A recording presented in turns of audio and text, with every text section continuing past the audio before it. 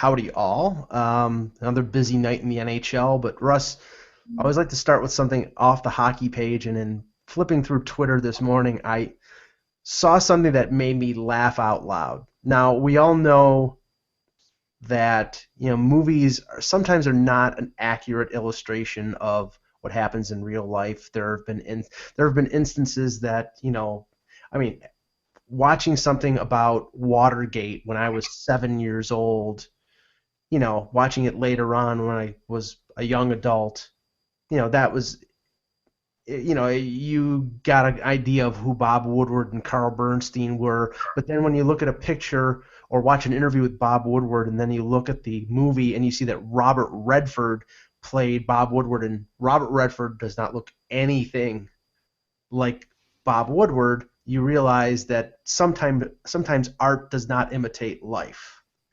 Yeah, I found that to be the case for the movie Invincible. I grew up in the same era of Vince Papale, but I didn't know what he looked like. I probably had seen him in one football game maybe when they played the Jets, and didn't pay that much attention to him, even though his story was great.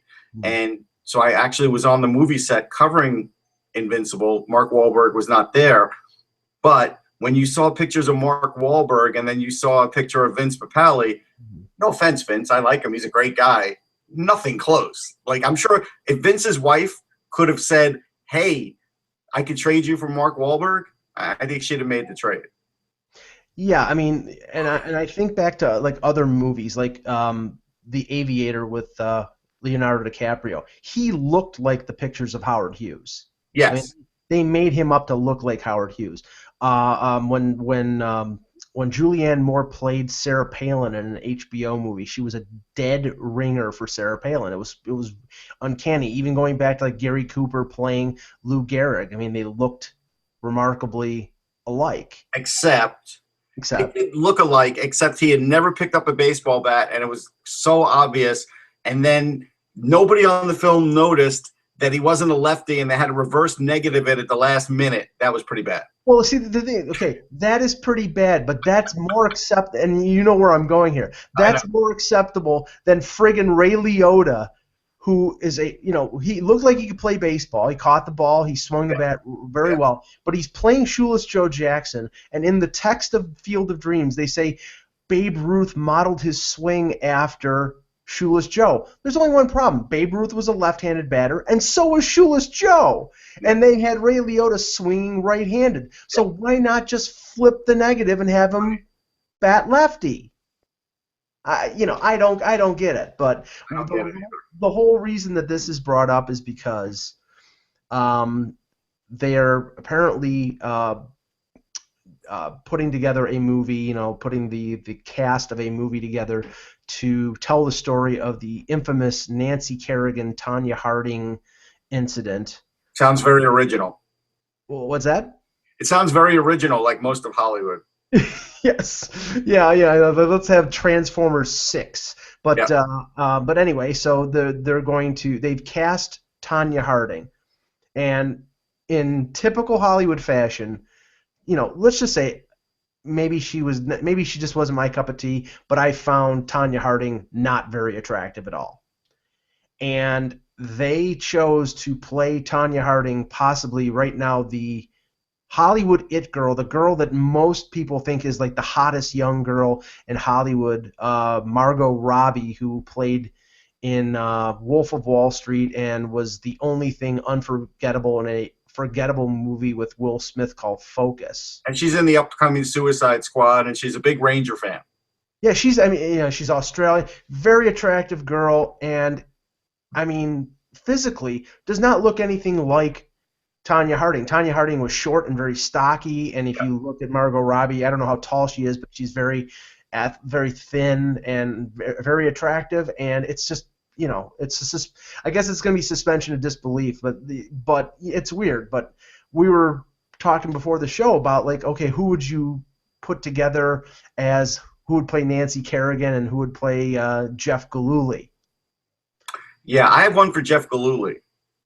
Yeah, I came up with one for Nancy Kerrigan, and that was Emma Stone. Yeah, see, mine would be Emma Stone. I think is actually a better pick than mine.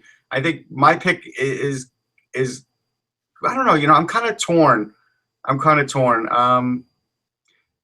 Lately I'm gonna change my thought on it from the person I gave you, and I'm gonna go Jenna Fisher because she's in everything now, and she's literally in everything I watch on television. So make her hair black. Even if she can't skate, that's okay because there was a movie called Idol of the Crowds, and John Wayne allegedly skated in that movie, and he couldn't even walk in skates. So if you want to read about it, you go to Sportsology. It's kind of funny, but there's really, it's hard to get a copy because it's out of print. Yeah. But it's one of those things. So I think your pick is better. My pick for Jeff Gillooly, I've got Timothy Oliphant because he was really emaciated in Deadwood, and I think he could pull it off for Jeff Gillooly. Yeah, see, I mean, I think that's a good choice, but it's like a guy like Joseph Gordon-Levitt, who has been in a number of movies, and there was not the movie about the guy who walked the wire on the World Trade Center, but he made a movie about a guy who was addicted to porn, and he was this really like I saw that movie. That was a weird movie. Very very weird movie. I turned it off halfway through. It just wasn't really interesting to me. But he had that smarmy quality to him, and Gillooly was a very smarmy character. Yeah. So sort of like Eric Roberts in Star 80 a long time ago. Like put the fake mustache on him or have him grow a mustache, and I think he could be the perfect Jeff Gillooly. Yeah, I think that's a good choice. When you have to suspend belief, I'll tell you one in reverse. I remember hearing that John Goodman was going to play the Babe, which is still one of the worst movies known to man. And the part that made me laugh the most, and this is when I knew it was going to be a bomb before it ever came out, was that John Goodman had to lose weight to play Babe Ruth. I mean, that's it. No. And I ironically, Russ, this is the thing. And he hit a homer straight up. If you remember, in that movie, they alleged that he hit a homer straight up and literally around the bases by the time the ball hit the ground, which of course is the biggest lie on the face of the earth. The movie is so. I mean, why can't you just tell the real story of Babe Ruth instead of making it like this ridiculous legend? I mean, his life was bigger than life, so why do you have to over accentuate it? But no, the funny thing was, I was working at a movie theater when that movie was coming out, and we always used to get previews of the movies that we would have to put on the movie.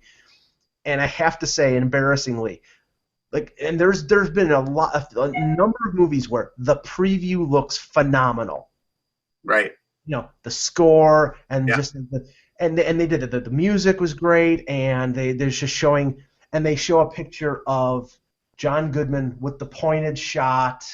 And it looks so great. I'm like, oh my God, this is going to be great. And the movie I walked out after 20 minutes. It was so friggin' bad. It turned into a comedy of errors. It did. Yeah, it just the William Bendix Babe Ruth movie was better than that. Yeah. But no, and just getting back to the Tonya Harding before we start talking about hockey here. Every time I think of a movie that's about skating, about figure skating or competitive, I keep thinking back to this absolutely hideous movie that was played on HBO when HBO first started up, and they one of those movies they played every 2 days. You turned on HBO and this movie was on all the time. It was called Ice Castles, with Robbie Benson as an NHL hockey player. He played for the Minnesota North Stars, which Robbie Benson was 5'4" and about 110 pounds. Yeah. Now, was that after One-on-One? Because he was pretty good in that. Yes. It was. I think it was after One-on-One. I'm pretty sure. Okay. It was the one where he was the basketball player. And, that was at least believable because it was college, and it was like, okay, and he had some moves down. This movie, I remember, and what was the hook with her, with Lynn Holly Johnson? The hook with her was like they were an item. Right. She broke off with him to go with some guy who was in the figure skating world. Right. She took a fall in while at a party or something, or while skating, and she was blinded. It basically is sort of like. Oh, that's right. She was blind. Yes. Yeah, she was. I mean, not completely blind. She could see shadows, but she couldn't. Okay. So the whole thing was, him coming back to her being like the guy who would make her do things. They fall back in love. I don't remember much of him as the hockey player. What position did he play? Do you remember? I think he was a winger. I mean, they showed like one or two hockey scenes. That was about it. That was about it. And the funny thing was that of course she goes to like the Olympic trials, Right. and she performs like a perfect routine. And what's the thing that screws her up? When they throw roses on the ice, she can't see the roses and she trips on the roses. It was just the most ridiculous movie you have It's just an ever awful seen. premise for a movie. Oh, it's It just couldn't get terrible. any worse. And the girl who was in this movie, the only other thing that she was ever in was the second girlfriend. I think it was in Moonraker, the Bond movie. It was like when she was the girlfriend of the guy who was helping Bond. She Yeah. was like a figure skater who was the girlfriend of the main villain, and then she starts to go out with the millionaire. So it's, And I have somebody for Tanya Hardy. I think Jodie Sweetin from Fuller House. I think she's got a lot of the same qualities. yeah, well. See, that's a tough one. I mean, and Margot Robbie is a very good actress, and the thing is, I don't know how you can make a girl that beautiful that ugly, and Tanya Harding is not attractive. They did it with Charlize Theron in that movie Monster, the movie she won an Oscar for, where she put on like 40 pounds and they put fake teeth in and Yeah. that whole thing. And makeup can do wonders, but it's going to be unbelievable to see her as Tanya Harding. But okay, whatever. It'll be 2 years before we see that movie. And oh, by the way, the reviews so far on Batman versus Superman have not been positive. Not shocked. Not shocked at all. And apparently it has nothing to do with Ben Affleck. It's just, if they say he was pretty good, it's just, I mean, I didn't think Man of Steel was that great. I mean, here's the thing. If they both show up, when they first meet, Batman and Superman decides in the first 10 seconds he doesn't like Batman, and he gets out the heat ray, then what do you do the next 90-something minutes for that movie? Because Batman's dead.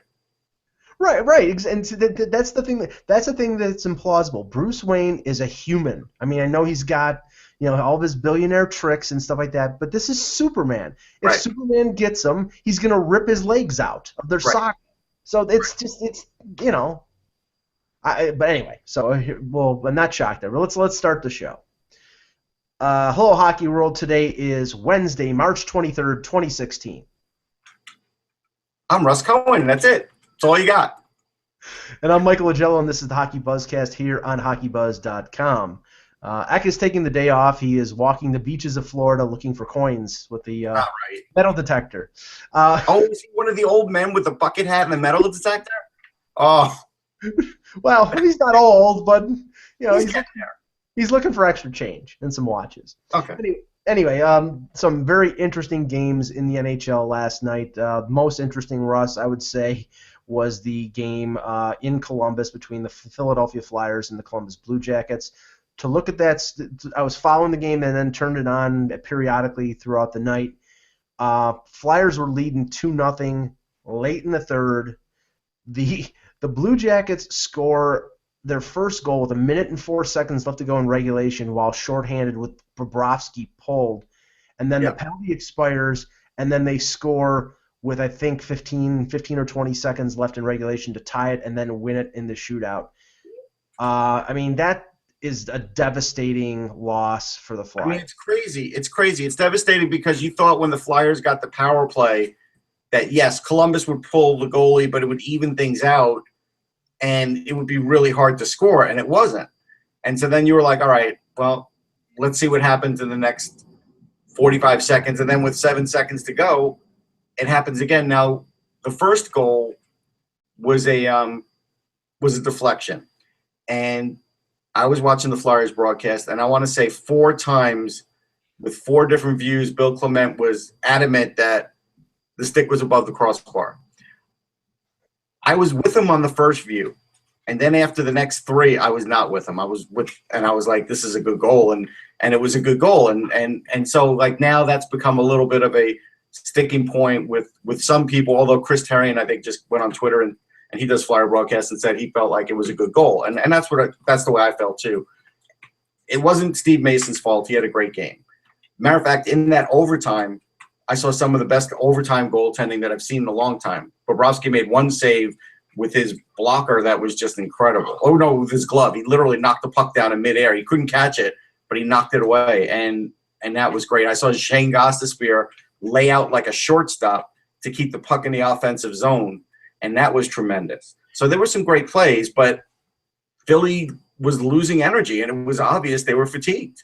Well, I mean, Bobrovsky snaked out his right pad on one. I don't remember who it was that shot, but it was it was late in the overtime. I think it was during the Flyers power play that he made a save that saved the game.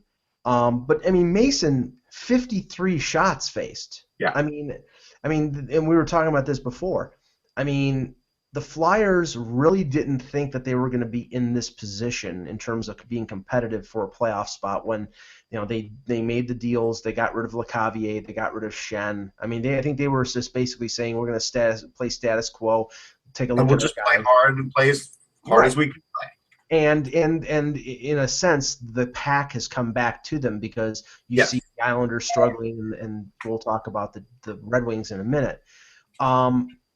But they really, I mean, with the injuries that they've had, losing Del Zotto, they've had to play Andrew McDonald a lot. They're playing, Manning. They're playing Radko Gudas over 20 minutes. Gostisbehere is playing a lot. I mean, you're playing a lot of guys who are not exactly stalwart defensive players, and it's showing with the number of shots that they're giving up. Yeah, there's no doubt. I mean, Gostisbehere is playing a ton. Gudas, look, for some of the goals he had, some of them are good because he just gets them on net, and a couple were lucky. Teams now have figured out, and John Tortorella played this right, that if you just sort of stand up everybody at the blue line, make everybody go around you, make them play dump and chase, make them get behind you to make that big play. They haven't, they have trouble doing that, and Gostisbehere has trouble doing that. I got to put Perla out for a sec. I'll be back in 10 seconds. I'll stretch.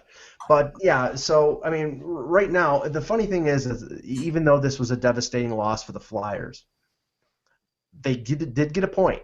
They obviously would have rather had 2 points. When you're leading by 2 goals with 1 minute and 4 seconds left to go in the third period, you want the 2 points. You should get the 2 points. They didn't. That's the disaster.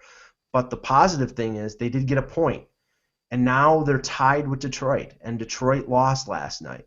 So it's not a complete disaster. The only thing that I think has to be a concern for the Flyers is the psychological effect of, first you lose arguably the biggest game of the year to Pittsburgh on the weekend, and then you lose in sort of heartbreaking fashion to Columbus in the last minute, and then in the shootout. I mean, Russ, that's tough for them. That might be tough for them to bounce back from the loss to Pittsburgh, the loss to Columbus, but they did get the point, and now they're tied. So they have to maybe put that behind them and look at the remaining schedule and go from there. Well, they'll try to put it behind them, but they have a few more back-to-backs to play this year, and that was gut-wrenching. You could see Giroux, when overtime ran out, was mad on the bench because he knew the shootout was coming, and they were 2-7 going into that game in the shootout, and then they ended up 2-8.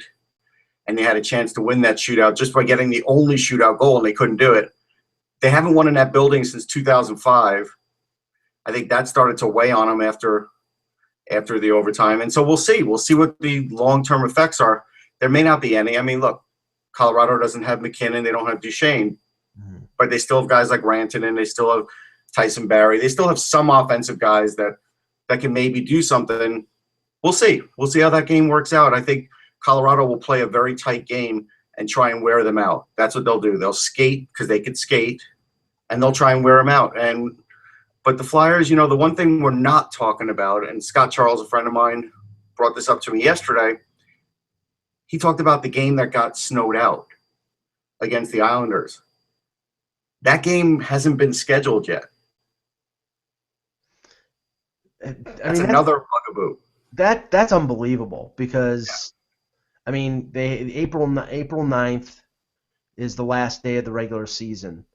Or April 9th. I think it's either April 9th or April 10th. I'll check, but I believe it's April 9th. I think that's the last day. I think that's a Sunday, and No, actually, that's a Saturday. So maybe Okay. the 10th, maybe the 10th is the last day. Usually the Sunday is the last day, and then you have 2 days off, and then the playoffs start on the Wednesday. If they have to play that game, maybe they play it on that Monday. And based on where these teams are, I mean, it might be meaningless for the Islanders. Maybe they have their playoff spot locked, but they have to play it just to complete the schedule. But it might be meaningful to the Flyers. It could be actually meaningful to both of them. It could be a play-in game if things work out that way. It could be, and so we'll see. I mean, it's an interesting thing, but it's something that doesn't get talked about around here because they're just sort of looking at the games on the schedule, and I think everybody forgot about it. I forgot about it, to be honest, and Now, so that could loom large. So we'll see where that puts them, but I think that game shows you how fragile the Flyers can be, and they don't have a lockdown defense, and so their thing is they're just trying to make the playoffs, right? There's no expectations after that. well, Making the playoffs is still going to be hard, though. looking at it this way, and this puts last night's loss into focus. The Flyers have a game in hand. They're tied with Detroit with 83 points. Detroit has one more win in the win column and one more regulation win. So That could be it. yeah, that game cost them the equivalency in regulation wins. They hold on to that victory. They're a point ahead, and they're tied in regulation wins. Now they're tied point-wise, but they're a game behind in regulation wins. And as we know, I mean, that's always an important tiebreaker. Now, It is. Now Detroit last night, they go to Tampa. They lose 6-2 to the Lightning. The Lightning go out to a 3-0 lead. Detroit comes back with 2 goals in the second period, but then Tampa gets a late goal in the second and adds 2 in the third. Wasn't really even close. Was that still Jimmy Howard? I believe it was Howard. Okay. So that'll open the door for Mrazek to come back again now. Yeah, I mean, and I'm double checking, but I believe it was Howard. No, they both played. They both played. Okay. So maybe, yeah, I think Mrazek was the starter and Howard came in. Okay. Mrazek has been the better of the two. I know that Howard played that game against Columbus and played pretty well. Yeah. But to me, it's not purely a goaltending problem. This is a problem, and Kevin talked about it yesterday. The players that are supposed to be now filling those roles and ascending as the older guys like Datsuk and Zetterberg are starting to maybe recede a little bit. Nyquist. No, but some of them aren't that old either. I mean, we're talking about some guys that are 22, 23. I mean, they're going to have some ups and downs. And sure. And I think they still have a lot of B and C type players. That's the problem, is that Dylan Larkin's a clear A. And then after Dylan Larkin, is Abdelkader an A? No, but he's a B plus. And then you start looking at him, and Tatar, he's a B. Tatar's having a good year. He's got 20 goals. Nyquist, we thought could be an A, but is playing more like a C, right? And so that one's been inexplicable. And so I get it. And their defense isn't great, but I still say, and I'm looking at the game log because I want to know when the last time Xavier Ouellet played, because I'm telling you, I'd be using him. Yeah, well, I don't know. I know that he was called up about 10 days ago, but I haven't seen him in the lineup. So, at this point, I mean, and the thing is, Blashill knows him from Grand Rapids. So if he thinks, I mean, they've been playing Marchenko a lot. So yeah, I would play him over Marchenko. I really would. I mean, it sounds easy, I know, but it's one of those things where, like, I've watched this kid play, and he plays strong defense. And he was a plus player in Grand Rapids. I think he was something like plus 13 or whatever, plus 21. So, I mean, he's certainly worthy of a chance. It's not like they have such a great defense that he can't break in. Like, nobody's going to say that. Now, we mentioned the Islanders. They didn't play last night. They're right now precariously. They're at 85 points, 2 points ahead of Philadelphia, 2 points ahead of Detroit. They do have a game in hand on the Flyers, 2 games in hand over Detroit, but they've lost 4 games in a row. They play tonight. They play I believe it's the Ottawa Senators, who, after the comments of Eugene Melnick, their owner, I don't think they played a very good game of what I saw of it. They lost Right. 4 to the Caps, but I don't think they're a pretty shorthanded team right now with all the injuries that they have and probably not in the best frame of mind. So this is an opportunity for the Islanders to take advantage of a team that is not in the greatest position and put 2 points on the board. But I don't know, Russ. Every time I think that they're better than this, they prove to me they're not. Well, I mean, I still don't know why Brian Straight gets in games. I mean, I think, and he doesn't play all the time now, but I just think he's pretty bad. They've been using Pulak on and off. You have to either just use him or don't use him. I mean, he's a guy that possesses a tremendous shot. He's only got like a point in 8 games, but he's not even playing more than 2 or 3 in a row, and then they sit him for 2 or 3, and then they play him again. And it's like, listen, if you're struggling for goals, get this guy in there. If you want to play 7 defensemen and just put him in on power plays, then do that and shorten your bench. One way or another, it's good to get a 100-mile-an-hour shot in there for the power play and get the guy off there, maybe like Boychuk, who's not producing. Mm-hmm. I mean, and let Boychuk just play 5-on-5 defense. Do something like that. That could jumpstart the team. Because, again, like I said, Shane Prince was a nice pickup for the future. What was he really going to do down the stretch for you now? I mean, that's really rolling the dice and hoping for the best. And so that's where, Garth didn't do much. Garth Snow did very little at the deadline, and it's showing now. And the only thing that's going to get him out of this now is Jack Capuano. And we'll see, because now he's going to be playing for his job.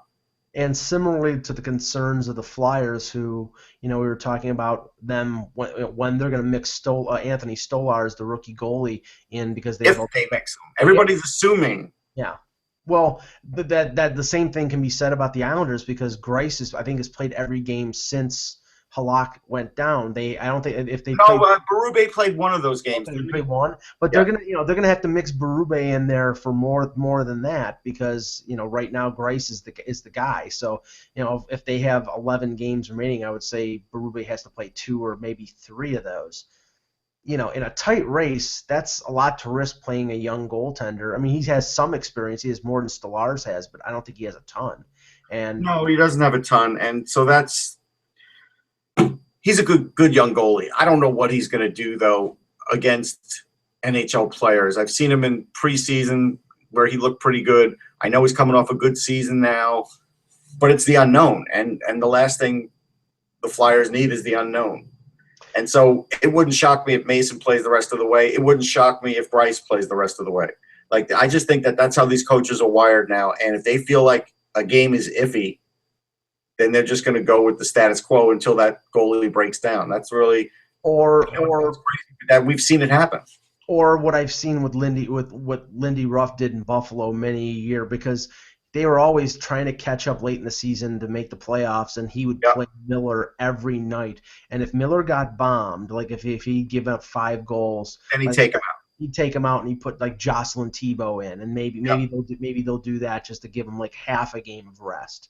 I go back to when, and this will make me kind of old. Mike Sullivan was coaching the Bruins, and Mike Sullivan's goalie was Andrew Raycroft, and I interviewed Raycroft.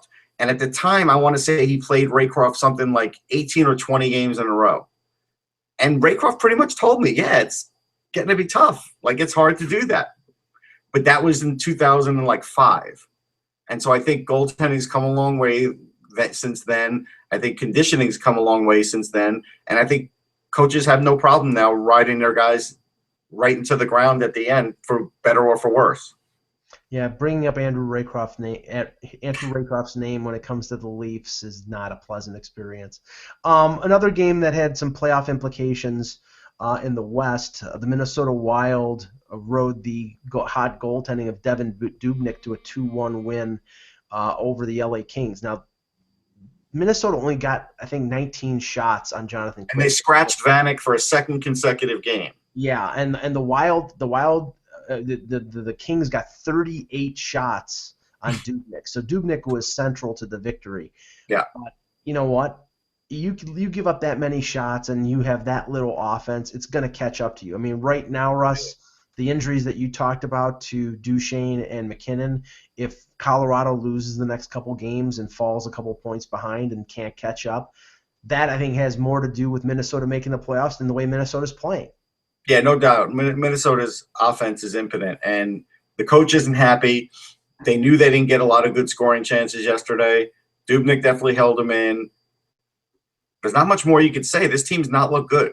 This team looks poised for a first-round outage no matter who it's against. But again, the NHL playoffs are a weird thing, and what if they win their last 5 going in? Like, we always have to sort of be open to this possibility now that a team that looks like absolute garbage now could look great in a week. And that's the weird thing, because two of the teams that I think everybody is considering, the favorites in the Western Conference are in post-trade deadline slumps. You have the Kings, who have been, I think, about 500. The Blackhawks have played terribly. Now you can tie that maybe to Corey Crawford being out, or maybe they took the foot off the gas pedal and I think they took the foot off the gas. I think like teams like that, they know that they can step it up, and they're just like, okay, when right. April 12th rolls around, we're going to be full throttle. When the bell gets rung, we'll be there, and those teams can do it. There's a lot of teams that can't, but I think those teams can do it, and so I think I'm not as worried. I think they could go winless, and I wouldn't care. Yeah, I mean, Dallas beats the Blackhawks 6-2 yesterday and clinches a Western Conference playoff spot, which, you knew they were making the playoffs. They're leading the Central Division, but it's nice to get that out of the way. But the Stars, to me, their worry is now, when do they get Tyler Seguin back? And when they do get Tyler Seguin back, is it the Tyler Seguin before the injury, or is it a reasonable facsimile of Tyler Seguin? If it's going to be a reasonable facsimile because this is what they say, a 15 or 20% tear in his Achilles. Yeah, it's going to affect him. Yeah, and I honestly thought that even if they won the division, they didn't have the defense or the goaltending to go far. They're a team depending on the matchup. I mean, if they play Minnesota, I think they'll win. If they play Nashville, or they fall into second place and play a St. Louis, I think they'll lose. Yeah, I think that I don't want to make a blanket statement yet until I see what Seguin looks like, but I'm thinking along those lines too. Now, couple games that had nothing to do with anything other than the bottom of the standings, but we talked this over, and it was a race for the bottom. That's what it's called, the race for the bottom. The race for the bottom. And right now, the Edmonton Oilers, as usual, they're like a Kenyan in a marathon. They have that extra stride. They have that extra second wind that can get them 30th place like nobody else. And Winnipeg was 1 point out of 30th, but they won 2-0 over the Vancouver Canucks. The Blue Jackets won against the Flyers. The Buffalo Sabres won over Carolina on 2 late goals. So they all moved up. They did. Toronto has 63 points. Edmonton has 65. They lose to Arizona 4-2 last night. Edmonton is only 2 points ahead of the Leafs, yes. But the Leafs have 4 games in hand. The Edmonton Oilers have played the most games in the NHL. We're at March 23rd. There's over 2 weeks left to go in the season, and they have 6 games left, while most teams have 10. It's just kind of odd. It's kind of odd because normally when you have games in hand, you look at that as a positive and say, well, yeah, my team might be able to win those games, and then we can move up in the standings, and you would rather those games be losses. And so now you're looking at those 4 games in hand as bad because what if they get points in those games? What's that going to do?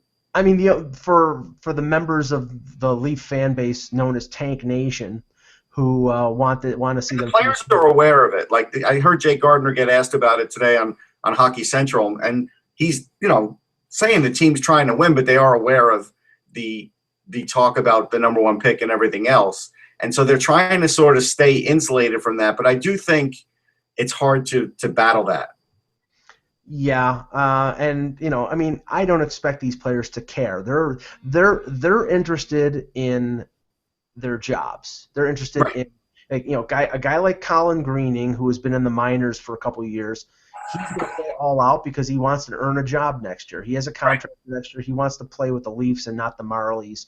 So I expect these guys to play full out, but don't expect the fan base to be supporting them. I mean, some of the fans in the building will cheer when they score, but I think underneath they're basically saying to themselves, "Please don't score. Please don't score. Please don't score." Yeah, it's hard to ask the players to turn it off, but Right. everybody knows what's going on. Players know too. But to get back to the Edmonton Oilers, I watched a lot of this game last night, and it was close most of the game. But middle of the second period, Arizona takes a 2-1 lead, and there was a face-off in the defensive zone, in the Edmonton zone, and a couple of their young defensemen, literally after the face-off, were standing still and did not move. And Osterley, I think is the name of the defenseman, when Tobias Reeder gets the puck along the boards and cuts along the goal line and cuts in front of the net. He gets basically no resistance. The defenseman's standing there. He gets a shot. Talbot kicks out the rebound. He's not even touched as he's getting the rebound and puts it in the net. And that was the game-winning goal. And Russ, you look at this team. I mean, for all the talent that they have, for all the weapons up the middle, and last night they scored 2 power play goals. They didn't score anything in regulation, but you see the talent there. On defense, I mean, it doesn't take a rocket scientist. We've known this for 3 or 4 years. Yeah. And how did they address it? They addressed it with Nikita Nikitin and Mark Fane and Andrew Ferentz. It's just baffling how stupid that organization was in the past, and now Chiarelli and McClellan are starting to have to pick up the pieces of what they're. It takes years to put together what we would call a good NHL defense now that could contend for the playoffs. And I know fans are probably hoping, hey, let's, even if they get Austin Matthews, let's hope we can contend for the playoffs. But, the reality is, and this is why I always say they'll draft Austin Matthews over trying to trade down and getting a defenseman. There's no defenseman that you're getting in this draft that's helping your team next year. Mm-hmm. There's no Aaron Ekblad for you. No. So the only scenario that makes sense, and we've talked about it, and I won't say Ekman Larson, but the only scenario that makes sense for Edmonton is if there's a team that has a pick in the top, say, 6, top 5, top 6, and has a young defenseman in their early 20s that's really good, and that would be willing to trade that defenseman and the number 6 pick to move up to get into number 1. That's you talked about something else, and I found it interesting, and that's just getting that guy isn't enough, because let's say they get Ekman Larson, just for argument's sake, and he's got 3 years left on his deal. Mm-hmm. Well, that's not enough because he's probably not re-signing in Edmonton. Right. That's a problem too, and that's the short-sighted problem of that kind of deal. Well, that's the inherent problem with a number of the Canadian teams. If you look at it, I mean, look at the struggles right now with Ottawa. But a player you draft, what do you get him for? 7 years? Yeah, exactly. I mean, right, but see, the thing is, you're getting that player and you're getting the defenseman. So it's not like you're trading out of the first round and you're getting nothing. You're getting but you're ultimately going to be losing what you really need, and so you need to get a defenseman on a long-term deal to make that deal worthwhile. Right. I mean, specifically with Edmonton, if you look at them and say, okay, they're going to go out in the summer and they're going to go out and make a trade and trade one of these high quality young players to get themselves a defenseman to help improve their blue line. And say, for example, it's a guy like Kevin Shattenkirk. Well, Kevin Shattenkirk has 1 year left in his contract. I'll make the assumption there's no way in hell he's signing a long-term extension in Edmonton. Right. He's going to be a UFA. He can choose wherever he wants to go. There's no way he's going to stay. What makes more sense for them is to trade for somebody who is signed long-term or somebody who's controllable for a number of years, like Travis Hamonic or Jonas Brodin. Right. That makes more sense because they're locked in. They're at a certain price point, and you can plan around that guy for a number of years. But I still wouldn't do it, and you know why? And here's why I still wouldn't do it. You could add Jonas Brodin to that team next year. You can get some other free agent defenseman, whether it's Medvedev if the Flyers don't re-sign him, or someone from overseas. They still probably aren't making the playoffs because their defense still probably isn't good enough. Yeah, well, I mean, but the thing is, they have to start showing some progress. I mean, right now, if it isn't maybe the mentality of that organization can't be playoffs or bust, but maybe it's like, let's finish 20th. Does it count as progress if they get the second overall pick instead of the first? No, because it's. I mean, progress. I mean, for them, it's like, but for them, it's the record at the end of the season, not their, not their luck in the lottery. I mean, all right. So look up how many wins they had this year, and I'll look what their 2015 or 14. I mean, they were 28th in the league last year, so they had the second third worst record, and they. Yeah, And, how many wins was that? I'll check here. Hold on. This is great. This is a great. I know. Yes. As we look up on our I was gonna say cordless phones. Jesus. Yep. But this is all right. So last year. Okay, Edmonton this year has a record of 29, 40, and 7. Okay. 29 wins already is better than last year. Okay. So there you go. Right, but you will grant that last year was an anomaly because of McDavid, and I mean everybody, I mean Toronto is way ahead of what Buffalo was. So they are technically getting better, but they're making no ground in the league. Right. I mean they need. I'll disagree with you. I think that they have ample supplies of offense. They could trade Nugent Hopkins and Yakupov and even one other guy of that group and still be a good offensive team. Under the right system, under the right circumstances, sure.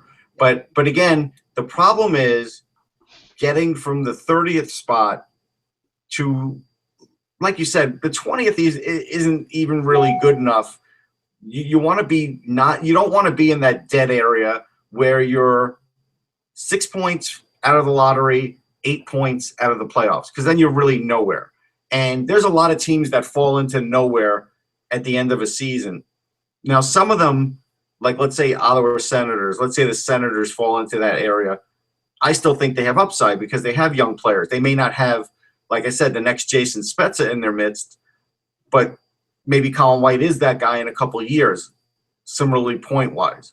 But it's still a couple of years, probably another 2, maybe another 1 if you're really optimistic, because he's having a great year this year, but you probably got to send him back 1 more year. And so you look at that and you say, all right, that's pretty good improvement. But that's it. I mean, there are teams that – well, I mean, when's the last time Edmonton's made the playoffs? Wasn't it the year they made the finals? Okay, so that's 2004? 2006. 2006. Yeah. 2006. So we're into a decade of not making it.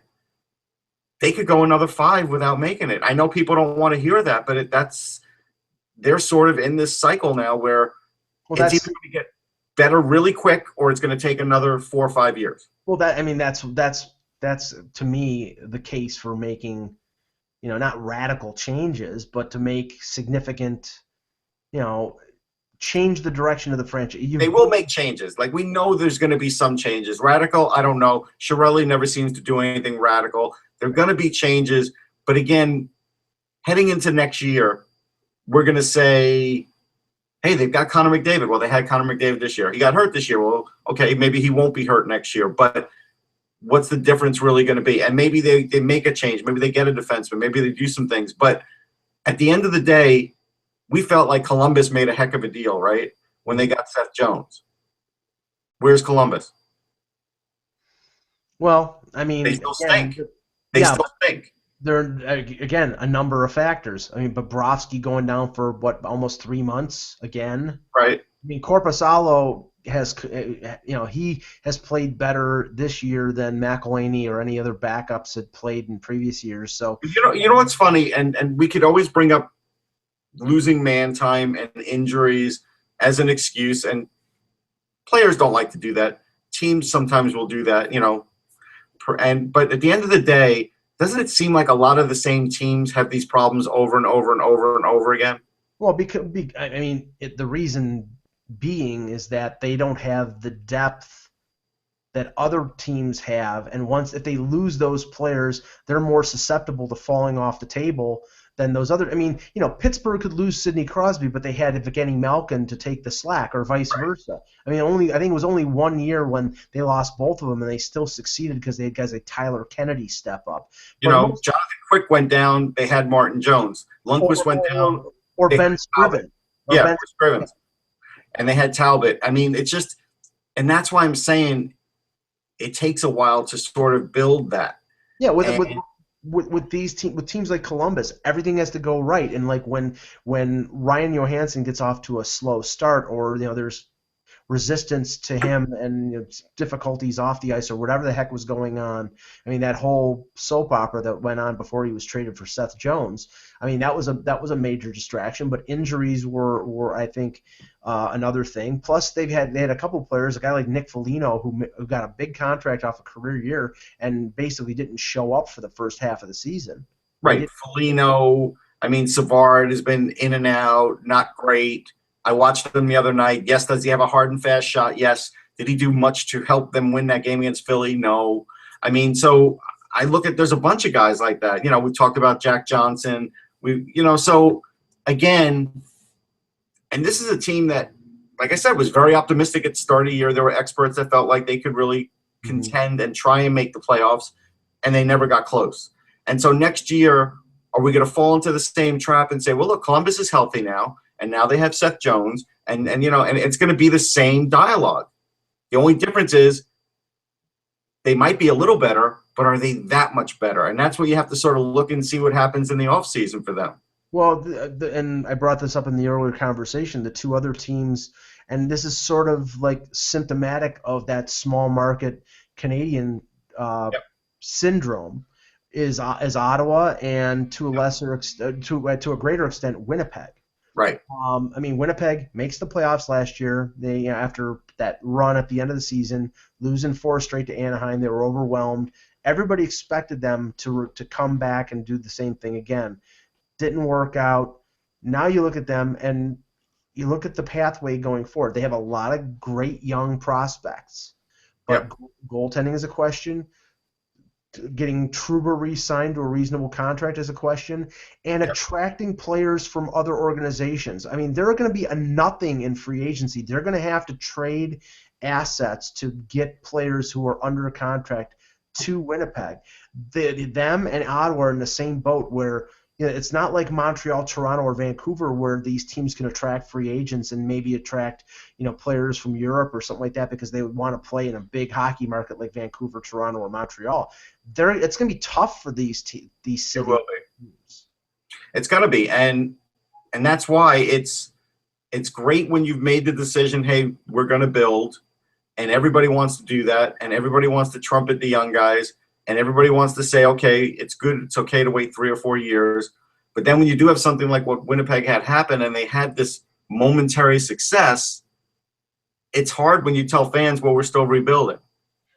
And so that's sort of the game with, you could say every year there's probably 4 or 5 or 6 teams that are playing that game with their fan base and they don't have a choice. Like it's just the way it is. It's the way this NHL is.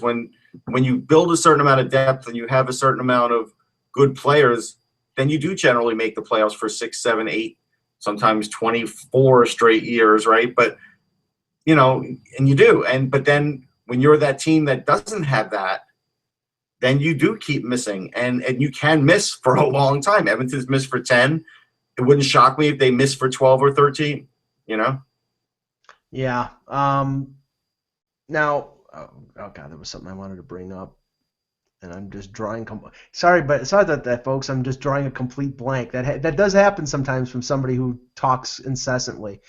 Well, I heard a question on a radio broadcast a couple days ago, and it's a little Toronto centric, but bear with me. If the Leafs finish last, which right now is in doubt, but if they don't win the lottery, they would pick 4th. There's some question. Obviously, some people have the draft list being the top 3. I mean, everybody in the top 3 has the 2 Finns and Matthews, but the line of demarcation from last year was after number 2, after McDavid and Eichel, who was the number 3 pick, and it ended up being Dylan Strome. Right. according to some people, that line is the number 4 pick this year. You got the Finns, you got Matthews. Who's the number 4 pick? If it's Toronto and they have the number 4 pick, I think it's going to be Matthew Tkachuk simply because of familiarity with Mark Hunter Mm-hmm. with the London Knights. I agree with that. If it's another team, unless they want a defenseman and they move up Ulevy in their eyes, then same thing. There's familiarity with Ulevy too. But if it's another team, I know that I think it was Craig Button from TSN. He seems to think that Pierre-Luc Dubois is a potential pick at 4 instead of Tkachuk. Well, here's the thing. There's always a difference of 5 spots. Nothing shocks you if Dubois goes 4th or he goes 9th. Because, again, once 1 or 2 teams makes a pick or does something we're not expecting, it tumbles the whole list. So if I'm a team and I really feel like I've identified Dubois and we like him, obviously, like I liked him a lot before the top prospects game, right? I liked him even more after. Right. If Russ Cohen's team is picking 4th, yeah, I might just take Dubois and say, you know what? We really like this guy. Why are we messing around? Let's just take him. And that happens sometimes. Yeah. As we said, 2 games on the schedule tonight, Ottawa and the Islanders. We discussed that one before. I think it's a big game for the Islanders. I think they have to win that. They have to get off that 4-game losing streak. If they don't, I think then they're equal in games with Philadelphia, and Philadelphia is 2 points behind them. But the other game is Boston and the Rangers. Rangers, I think they did pretty decently on the West Coast swing. I think they're, I think they have a chance to ice things away here with a couple victories. They do. That Florida game was a little closer than the score indicated, though, and so we'll see. Boston plays them tough. We'll see about this game. We'll see. It's going to be a tough one to call. I think it's a pick 'em. Yeah, and Boston, conversely, Boston is coming off 3 straight losses in California, and if they don't win tonight or at least get a point, then Eklund's predictions of doom for the Boston Bruins maybe have some reality to them, but we'll see. Okay, good show, Russ. We will be back tomorrow with another edition of the Hockey Buzzcast. We should have Dan Petru and our new friend Jillian Fisher on the show. Maybe. Right. For Russ Cohen, I'm Michael Agello. Remember, without the buzz, it's just hockey.